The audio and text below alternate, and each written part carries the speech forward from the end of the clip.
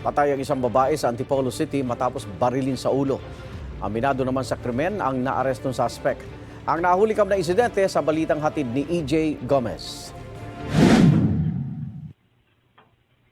Naglalakad ang babaeng yan sa kalsada ng Barangay Kupang sa Antipolo City pasado alas 12 ng madaling araw kahapon. Kasunod niya ang isang lalaki na biglang bumunot ng baril at pinaputukan sa ulo ang babae. Natumba ang babae, tumakbo sa eskinita ang gunman.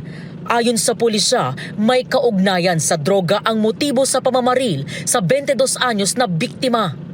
Yung si victim, yung babae, is inalok yung ating suspect ng di umano ng hinihilalang drugs. Hindi pumayag si suspect na kunin yung inaalok ni victim. Pinagmumura or sinabihan ng mga di magandang salita itong si suspect at sumama ang loob nitong si suspect. Isang residente ang nagsumbong sa mga otoridad ukol sa nakatakas na sospek.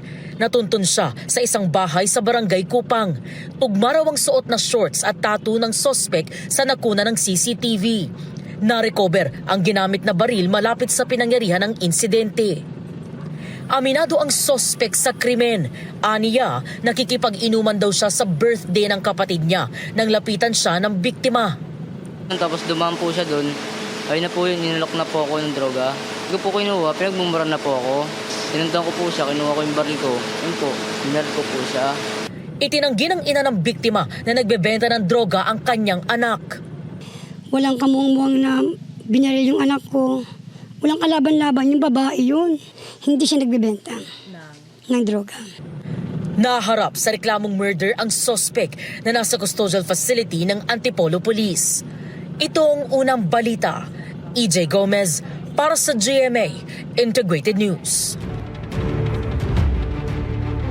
Igan, mauna ka sa mga balita, mag-subscribe na sa GMA Integrated News sa YouTube para sa iba't ibang ulat sa ating bansa.